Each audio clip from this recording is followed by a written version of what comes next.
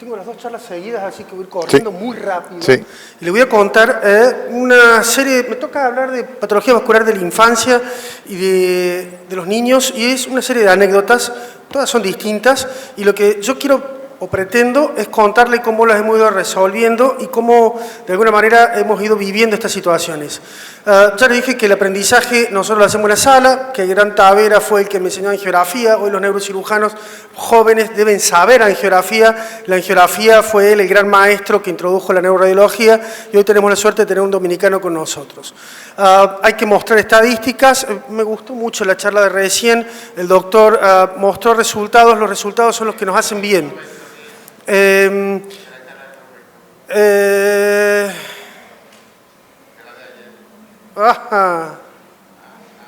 Estás despierto. Bien.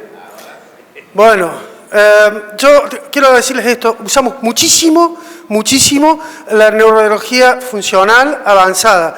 Utilizamos los paradigmas de activación cortical, el área de Broca, el área funcional de Wernicke. Utilizamos muchísimo estas herramientas. Tenemos equipo de 3 Tesla. Los invito a ustedes a estar cerquita de esto.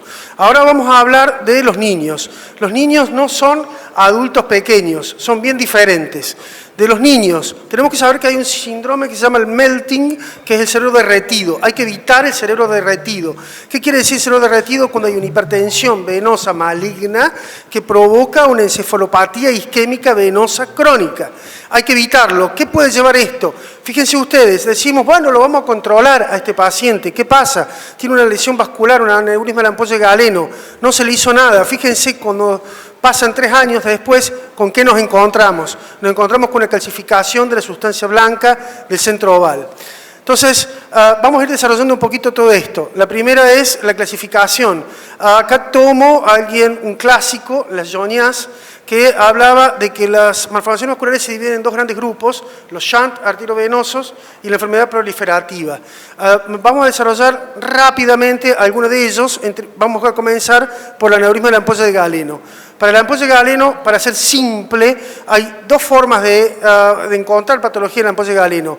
Una es la malformación del espacio coroideo que drena la vena de Galeno, y la otra es el aneurisma mural de la ampolla de Galeno. En realidad, la ampolla de Galeno para la malformación coroidea que drena va a utilizar el seno recto, en tanto que la lesión mural utiliza un precursor embrionario, que es este que está acá arriba. No sé si se ve, mi flechita no se ve. Bueno, es la vena de Markovsky, que es una vena embrionaria que no involuciona, es esa que se ve tangencialmente para arriba. De esto sale que las malformaciones de ampolla de Galeno necesitan un tratamiento y va a ser distinto dependiendo de cuál de ellas esté representada.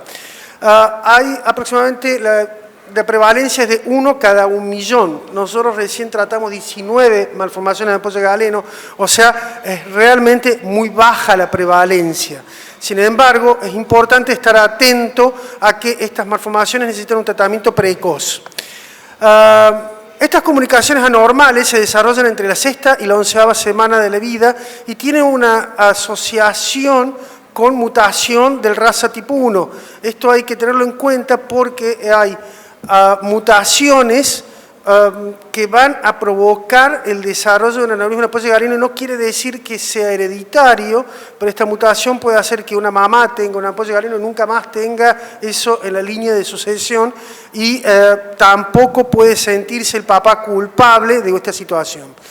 ¿Cómo se dividen o cómo se clasifican, las malformaciones de ampolla de Galeno en la vascularización? Tenemos las coroideas, como les dije, y las murales, con un grupo de vascularización anterior o prosencefálico y uno posterior mesencefálico.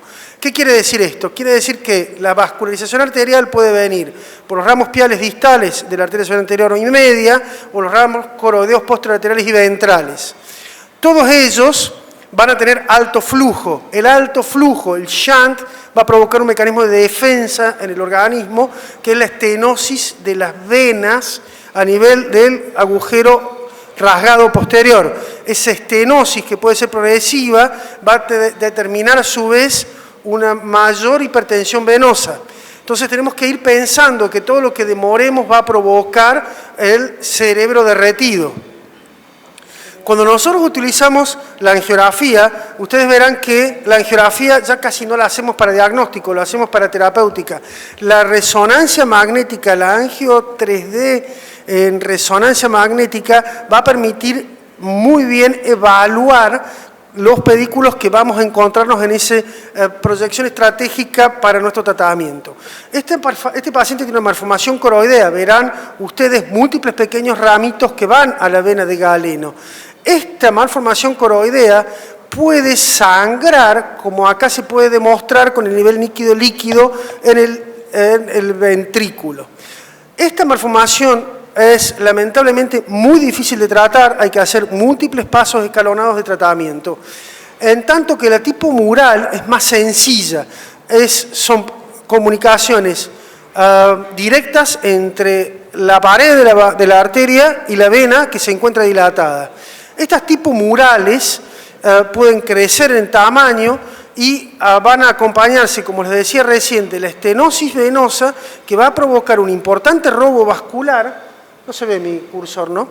Un importante robo vascular que en realidad hace que haya una hipoperfusión cerebral distal. Y esto va a tener como correlato una fisiopatogenia de que va a haber un aumento del flujo sanguíneo, un aumento del gasto cardíaco, va a haber hipertensión pulmonar, va a haber un cortocircuito por foramen lumbar permeable y una falla cardíaca. Toda esta situación la tienen que manejar los neonatólogos y en todo el periodo perinatal vamos a estar todos alertas para hacer un tratamiento precoz. ¿Por qué? Porque si nosotros leemos esta angiografía, y fíjense ustedes arriba a la izquierda, van a ver que la hipertensión venosa cerebral está provocada porque el cerebro normal drena para adelante y el cerebro patológico drena para atrás, recluta completamente todo otro circuito. Quiere decir que nosotros podemos tapar completamente el cerebro posterior, las venas posteriores, sin provocar un mayor daño porque no le está sirviendo para las venas normales. ¿Qué pasa si no hacemos nada? Determina esta situación catastrófica de acá abajo a la derecha de ustedes, donde ustedes ven un cerebro derretido, el melting, que en realidad es la encefalopatía quística, leucoencefalopatía quística isquémica evolutiva. ¿Qué pasa cuando hay estenosis o trombosis sinusal? Puede haber, si es positiva, congestión, hipertensión venosa, y si es negativa, hay menos daño cerebral y más daños sistémicos porque hay un alto gasto cardíaco para favorecer la llegada de sangre, porque no hay resistencia periférica y toda la sangre trata de ir por ahí. Entonces, cuando hay trombosis sinusal, podemos encontrar estas calcificaciones. Estas calcificaciones, que son isquemias distróficas, hablan de que no se puede tratar este paciente porque va a andar mal. Este paciente podemos llegar a recuperarlo, pero va a quedar con un deterioro neurológico muy severo. De esto surge que cuando no hay ausencia de trombosis, no hay hiperseñal de la sustancia blanca en la resonancia magnética y la evolución es mejor. ¿Cómo lo evaluamos? Con el ultrasonido, la tomografía computada, la resonancia magnética y la angiografía. Veníamos viendo resonancia y angiografía y ¿qué les cuento? ¿Qué pasa en nuestra unidad? Los neonatólogos le hacen las ecografías, lo vamos siguiendo, van midiendo el gasto del flujo, del shunt, vamos evaluando, se puede hacer resonancia magnética perinatal sin ningún problema. Acá tenemos una ampolla de galeno que, fíjense ustedes, una detección intraútero de un aneurisma de la ampolla de galeno, que el paciente va a tener una dilatación que curiosamente tuvo una regresión, una involución y se curó espontáneamente. O sea, podemos ver múltiples situaciones. Y hay otras, aún más curiosas, como en este caso particular, un individuo mayor ya, con un aneurisma de la ampolla de galeno espontáneamente trombosado, que parecía que tuviese, hasta un meningioma parece, pero en realidad es una lesión vascular calcificada. Y noten ustedes cómo desaparece todo el drenaje venoso profundo y todo el drenaje venoso alternativo y superficial. Ahora veamos un poco el tratamiento. Va a depender si son neonatos, niños jóvenes o adultos jóvenes. Voy a tomar un gráfico del libro de las Jonias, que es más que interesante, donde ustedes van a ver en verde la ventana terapéutica, Cuando lo ven para la izquierda de ustedes es cuando el paciente tiene un gasto cardíaco muy importante. Este es el que vamos siguiendo a través de la ecografía neonatal, es la resonancia neonatal. Y cuando tenemos del otro lado, del lado derecho, son aquellos pacientes que llegamos tarde, que están muy dañados. Veamos qué podemos hacer. Para aquel paciente que nosotros tenemos que evaluar cómo tratar, utilizamos nosotros el score de las Jounias, que es el score del Hospital Bicêtre, que es en París. Ellos trabajaron mucho en esto, porque tenían una derivación casi mundial, diría, donde le asignaban un punto al fallo cardíaco, a la función cerebral, la respiratoria, la hepática y la renal. Cada uno de esos puntos del 0 al 5 tenía un valor, y cuando ustedes tenían un valor más, menos o muy marcado o poco marcado, ustedes decían vale la pena no tratarlo, etc. Entonces, en la primera parte de la ventana tenemos estos pacientes que están muy dañados con encefalopatía isquémica, cortical, subcortical, etc.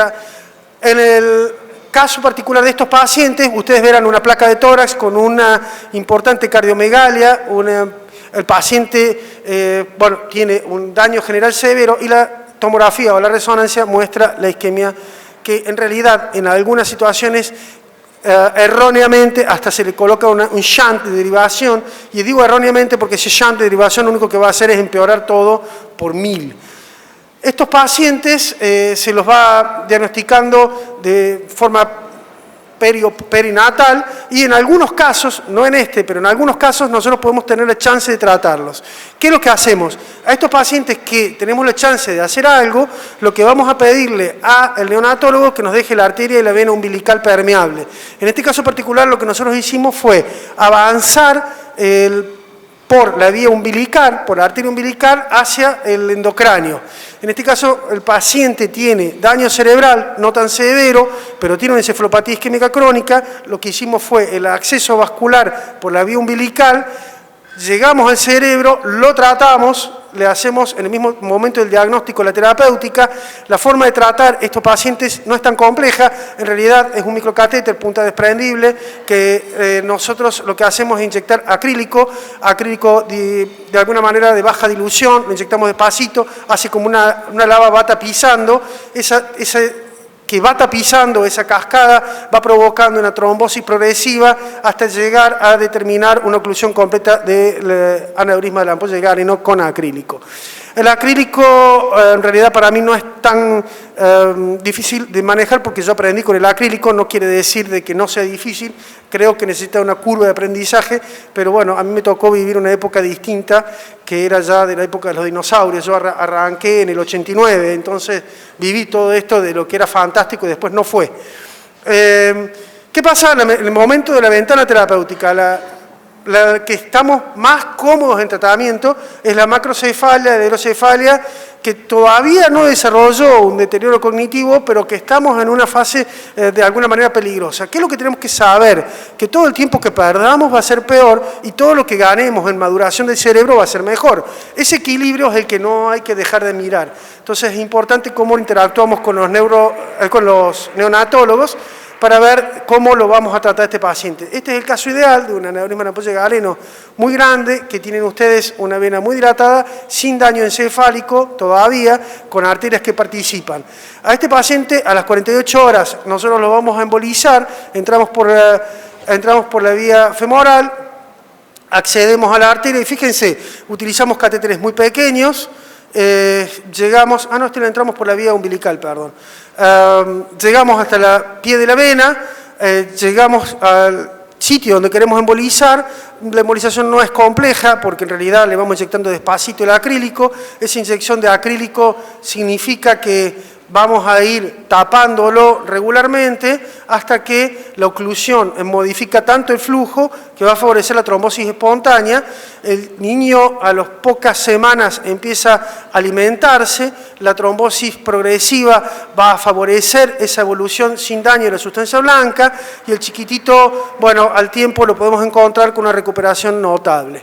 Evidentemente esto necesita una curva de aprendizaje, necesita saber de que hay pacientes que deberíamos no tratar, y en este caso particular me tomo un segundo de decirle que cuando ustedes tienen déficit neurológico severo, pacientes muy dañados con calcificaciones encefálicas importantes, hay que hablar mucho con la familia, hay que hablar mucho con cada uno de los que intervienen en este equipo de trabajo, porque probablemente lo puedan salvar al niño y puedan dejar una plantita. Entonces es muy difícil el equilibrio ético y moral. Hay complicaciones de tratamientos. Las complicaciones pueden ser por... de alguna manera por tapar algunas arterias normales, que en realidad es poco probable porque los shunt son de alto flujo, y sobre todo para las malformaciones coroideas, cuando estamos terminando de tapar las malformaciones coroideas, que estamos tapando muchos pedículos que tienen que ver también con la oscurización del tálamo y mesencéfalo.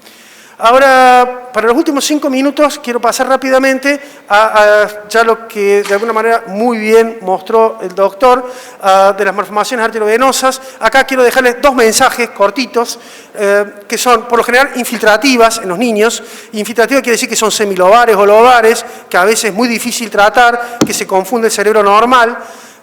Que por ahí hay que pensar que esto puede dar convulsiones o no puede dar nada. También vale la pena la discusión. Que sabemos que cuando son grado 5 probablemente no hagamos nada, y cuando son de bajo grado vamos a incentivar a la cirugía, que aprendí a obtener el código QR para que cuando le saquen una foto lo puedan sacar de ahí a la bibliografía. Que acá tenemos esta posibilidad de ver la hemorragia, por ejemplo una hemorragia del tronco cerebral en este paciente que en realidad pacientemente fuimos tapando los pedículos nutricios. En este caso, como no podemos de alguna manera hacer el tapón con el Onyx, el tapón del Onyx quiere decir que, muy lindas las imágenes que vi recién, que quiere decir que ustedes hacen un pequeño taponcito y empujan para adelante, un poco lo que decía Rafael recién, que era como una lava que empuja. Como no tengo posibilidad de irme para atrás porque voy a tapar la arteria nutricia o la arteria madre, lo que hacemos es inyectarle acrílico. Vamos inyectando acrílico hasta devascularizarlo lo suficiente. Pero acá también hay un concepto que es para los niños, que es el que les quiero dejar, porque estamos hablando de malformaciones de niños, que puede existir la recurrencia o crecimiento, que en realidad esto puede pasar 1 año y no pasa nada, control bárbaro, y a los 2 o 3 años o 5 años la malformación se reperfundió. Entonces, hay que evaluarlo hasta los 5 años a estas malformaciones. Hay múltiples reportes de la literatura. Yo les muestro un caso de un paciente que fue embolizado, operado, resonancia diferida, con un nido angiomatoso que aparece visible en el área de Broca y en el área coroidea. O sea, una situación que dábamos dada por terminada y que apareció. Después también tenemos la reaparición de malformaciones. Hay múltiples factores angiogenéticos en los niños. Acá les muestro otro caso que vivimos con un poquito de angustia. Dijimos, esto es una anomalía de drenaje venoso, no pasa nada. Sin embargo, al tiempo, el paciente desarrolló una hemorragia y más tarde en el tiempo nos dimos cuenta que esa anomalía de drenaje venoso se transformó en una malformación arteriovenosa. Esa malformación arteriovenosa, que ya era la malformación propiamente dicha, que en su inicio tenía nada más que este aspecto de anomalía de drenaje venoso, tuvo un factor angiogenético positivo que fue totalmente distinto a lo que nos encontramos después en el tiempo. Esto después, bueno, lo embolizamos, etcétera, etcétera. Después están las MAP metaméricas, que las paso de largo. Hay que pensar en el encéfalo trigeminal, todo el área que puede estar comprometida, etcétera. Para las lesiones piales, acá es muy importante saber que el melting, o sea, el cerebro derretido, puede ser una gran agresión para el cerebro. Acá tiene una lesión en un niño con venas calcificadas. ¿Quién diría que son venas calcificadas? Y en realidad, fíjense ustedes, la tomografía muestra estas bolsas venosas, acá tiene la angiografía y este enorme desafío. ¿Cómo tapar esta estructura vascular? Bueno, lo que nosotros hicimos fue meternos con el acrílico otra vez dentro del pie de la vena, le fuimos inyectando despacito el acrílico. Ustedes vean, parece como tratar de alguna manera un aneurisma de la ampolla de Galeno, es muy parecido. Eso va generando la trombosis progresiva hasta que va a ir desvascularizándola y va a ir reabsorbiéndose sin provocar una isquemia, porque, como les dije recién, todas estas lesiones tienen un drenaje venoso patológico y no compite con el cerebro normal. Para los shunt durales, acá es muy importante no perder tiempo. Los shunt durales, si ustedes los dejan pasar en los niños, va a provocar una severa lesión. En este caso particular no es tan complejo tratar una fístula dural, puede ser con COIS, como mostró el doctor, COIS, con acrílico, con Onyx, para que le frene el Onyx, el acrílico, etc. La situación ideal sería tratarlo en forma precoz. Si ustedes no lo tratan precozmente, pueden tener un resultado espectacular, pero las calcificaciones de las que hablábamos. Y Para ir cerrando, en el último minuto, algo que es re simple, que creo que es repetible, que es fácil, que no es peligroso, que es el tratamiento de las lesiones vasculares de bajo flujo, los hemangiolinfangiomas, o las combinaciones, capilaro-venular, arteriolo-venular, etc. Estas lesiones, que por lo general lo encontramos en la cara, en el cuello, en la base del cráneo, se tratan muy simple, se coloca una agujita fina, endovenosa intramuscular, bleomicina con contraste, le inyectamos y con mucha sorpresa vamos viendo cómo la lesión va involucionando, va desapareciendo hasta prácticamente no ser perceptible.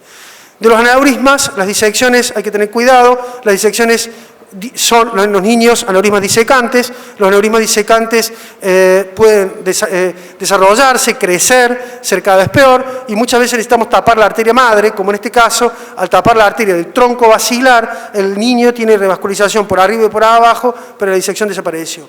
Y como el doctor me mostró lo de la fístula, yo le quiero contar a este chiquito de 6 años, que también tuvimos el desafío de cómo tratarla. En este caso, como yo soy de la época de los dinosaurios, usábamos los baloncitos, le colocamos un baloncito a la fístula y le pudimos tapar. Y también nos habló de los, y tiene razón, yo estoy de acuerdo con él, que los estén cubiertos se tapan. Este es un niño que le pegó un tiro al amiguito por acá por el cuello y le salió por el ojo. Entonces ustedes verán que el ojo derecho está perdido y el ojo izquierdo está salido. Acá va otra imagen. Entonces, ¿qué ocurrió? En el tiempo hizo un cortocircuito arteriovenoso gigante. Fue evolucionando tanto que se le salió el ojo. Al salirse el ojo, estaba pariendo el único ojo que veía, que era la hipertensión venosa. Esto es la bolsa venosa y acá tienen la inversión del flujo vascular. Todo este flujo vascular que se invierte determina que esta hipertensión venosa le provoque el exoftalmo, pierde la visión, y lo que nosotros hicimos fue, en realidad, lo único que se nos ocurrió, colocarle el estén cubierto. Es una anécdota, no es mucho más que eso. Acá está cómo desaparece, y acá está cómo el ojo parido está, el ojo derecho vuelve a su lugar, y todas las venas desaparecen. Bueno, en conclusión, hay que recordar la clasificación para ordenar un poco la cabeza, hay que pensar en aneurisma de apoyo galeno, de tratarlo en la ventana terapéutica, y muchas gracias, discúlpeme si me excedí un poquito.